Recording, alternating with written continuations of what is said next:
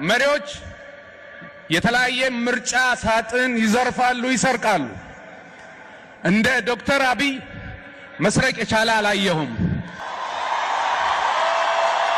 ውድ ወገኖቼ የእናንተ ፍቃድ ከሆነ ሁላችሁንም በመወከል ሁላችን የምንወደውን ተወዳጁን ታማኝ በየነ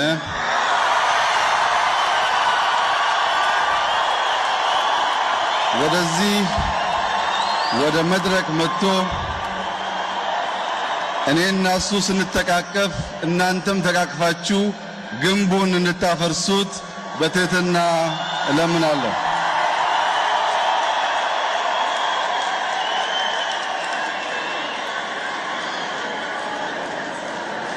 ዛሬ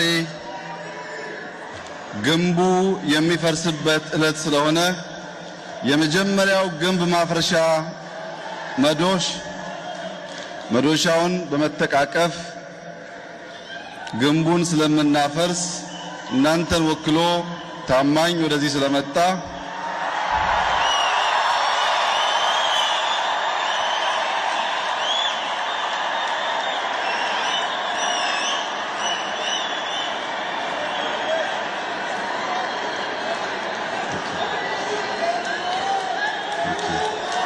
Thank you.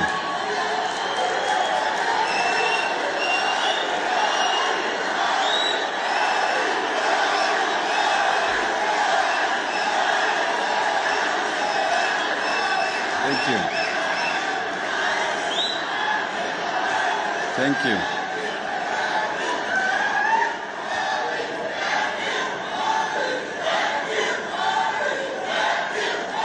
Thank you.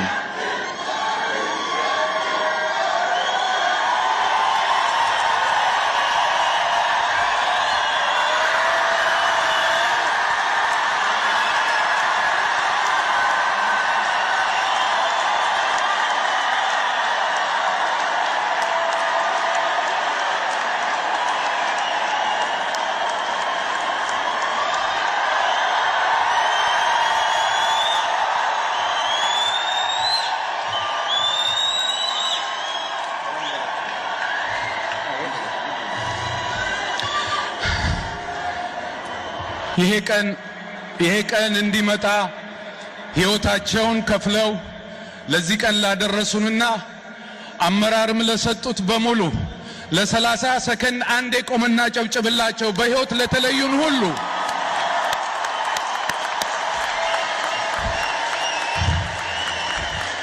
ይሄ ለኔ ከባድ ነው። አንድ የሀገር መሪ ንግግሩን አቋርጦ ለኔ መድረክ መስጠት እግዚአብሔር ይመስገን፣ እግዚአብሔር ይመስገን። ክቡር ዶክተር አብይ አህመድ የኢትዮጵያ ሕዝብ ጠቅላይ ሚኒስትር፣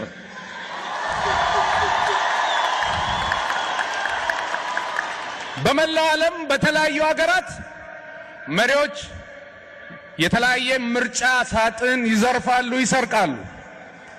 እንደ ዶክተር አብይ መስረቅ የቻለ አላየሁም። ያለ ምርጫ ሳጥን የህዝብ ልብ በመስረቅ ብቸኛው የህዝብ ተመራጭ በመሆናቸው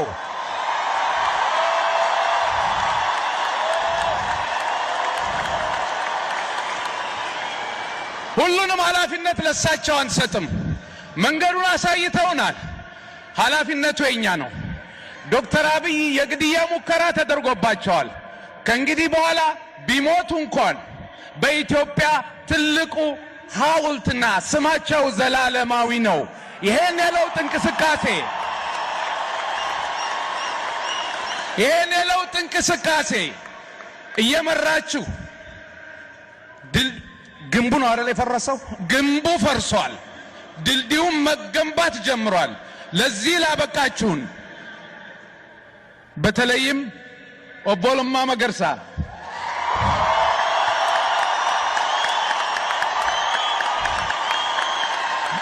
በኦህዴድ ውስጥ ያሉ አመራሮች በሙሉ በብአዴንም ያሉ ለለውጡ መምጣት ከፍተኛ አስተዋጽኦ ላደረጉ በሙሉ ኢትዮጵያውያን እናመሰግናችኋለን። ክቡር ጠቅላይ ሚኒስትር የሶ የንግግር ሰዓት ስለሆነ እንደ ልቤ መናገር ባልችልም አንድ በኢትዮጵያዊ ሰው ፊት መናገር የምፈልገው አንድ ነጥብ አለ ጊዜ ስለሌለ። እንደሚያውቁት አማራው በካራማራ፣ ትግራዊው በመተማ፣ ኦሮሞው በአድዋ ተሰውተው ኢትዮጵያን አቆይተውልናል ብለውናል። እንደ ኢትዮጵያዊ ኖረው እንደ ኢትዮጵያ አፈር ገብተዋል። ይቺ ሀገር እንደ ሀገር እንድትቀጥል ብዙዎች መከራ ሞት ከፍለዋል። ያልተቀበሩም አሉ። ባለፈው 27 ዓመት ግን በተሳሳተ ፖሊሲ ለሀገራቸው ብለው እግራቸው ተቆርጦ አይናቸው ጠፍቶ መስዋዕት ሆነው ልጆቻቸው እንደ ፋሽስት ተቆጥረው ለማኝ ሆኑ የቀድሞው የኢትዮጵያ ሰራዊት አባላት በሙሉ የሞቱትም የቆሰሉትም ኢትዮጵያ በምትባለው ሀገር እንደ ሀገር እንድትቀጥል ነውና ሁሉም ይቅርታ ሲባባል የቀድሞ የኢትዮጵያ ሰራዊት እንደ አንድ ዜጋ በሶ ፊት ይቅርታ ልጠይቀው ፈልጋለሁ። ከቻሉ ይቅርታ የሚጠየቀው ደርግ አይደለም። በደርግ ውስጥ የነበሩት አመራሮች የእስር ጊዜያቸውን ጨርሰው ወጥተው በሰላም እየኖሩ ነው። ኢትዮጵያውያን ወታደሮች ግን ድንበር እየጠበቁ በድንበር በኩል ልጆቻቸውን ማስወጣት እየቻሉ ድንበር ላይ ሞተው ልጆቻቸው ለማኝ ሆነዋል። በዚህች ቀን ይህን ሰራዊት ይቅርታ መጠየቅ የኢትዮጵያን ሕዝብ እንደመጠየቅ ስለምቆጥረው ጠቅላይ ሚኒስትር ይሄንን ግምት ውስጥ እንዲከቱልኝ በአክብሮት ጠይቃለሁ። በተረፈ ይሄ የሚመለከቱት በውጭ የሚኖረው ኢትዮጵያዊ ዲያስፖራ አይደለም፣ ትውልደ ኢትዮጵያም አይደለም፣ ኢትዮጵያዊ ብቻ ነው።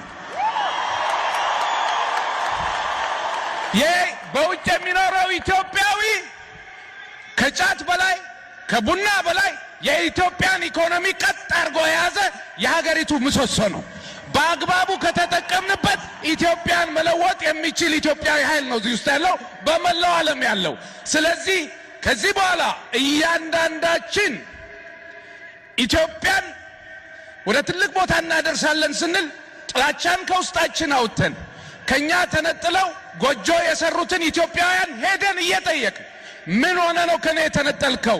እንደ ኢትዮጵያዊ ችግርን ሰምቼ አብሬ ልቆም ፈቃደኛ ነን በማለት ኦጋዴኑን፣ ኦሮሞውን፣ ትግራዩን ሁሉንም በማሰባሰብ ወደ አንድ ድንኳን ወደ ኢትዮጵያ እንድንመጣ ኃላፊነት አለብን። ይህን ስናደርግ የዶክተር አብይን ስራ እንቀንስለታለን፣ እኛም ኃላፊነት እንወስዳለን።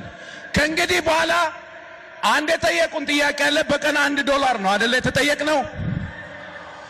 በህዝብ ፊት ቃል የምገባው በማስተባበር በበጎ ፈቃድ በዓለም ላይ የሚገኘው ኢትዮጵያዊ በአንድ ሳይሆን በ10 ብር በመጀመር በሚሊዮኖች የሚቆጠር $1 ለሀገራችን ገቢ እናደርጋለን። ይሄን ቃል እንገባለን። ኢትዮጵያዊነት ስንለው አንዳንዴ ባለፉት 27 ዓመት ተረት ነው ተብለን ነበር፣ ግን ተረት አይደለም። በታላቁ መጽሐፍ ቅዱስ ውስጥ ከ40 ጊዜ በላይ ኢትዮጵያ ትጠራለች። በታላቁ የእስልምና ታሪክ ውስጥ ኢትዮጵያ ቀዳሚ ስፍራ አላት። ከሁሉም በላይ የምንታወቀው በእምቢባይነታችን ነው። ቢላል ቁረይሾች ሃይማኖትን ቀይር ሲሉት እምቢ ነው ያለው። ኢትዮጵያዊው ቢላል አቡነ ጴጥሮስ በጣሊያን ጊዜ ህዝቡን ይገዛ ሲባሉ እምቢ ነው ያሉት። እነዚህ እምነቶች ለኢትዮጵያ ውበት እንጂ ችግር አይሆኑም፣ ወደፊትም አንሆንም። ሙስሊም ክርስቲያን በአንድ ላይ አብረን ኢትዮጵያን የፍቅር ሀገር እናደርጋታለን። ስለሆነ ሁሉ እግዚአብሔርን እያመሰገንኩ ክቡር የኢትዮጵያ ሕዝብ ጠቅላይ ሚኒስትር አብይ አህመድ ቀሪ ዘመኖትን በሚፈልጉት መንገድ ላገለግሎት በኢትዮጵያ ሕዝብ ስም ቃል እገባለሁ። እግዚአብሔር ይስጥልኝ።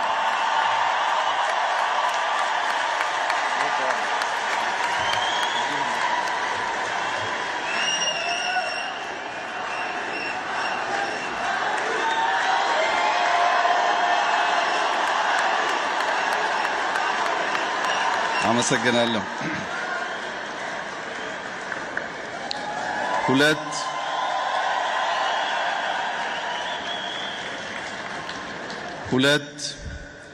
እርስ በርሱ የሚቃረን ስሜት ይሰማኛል።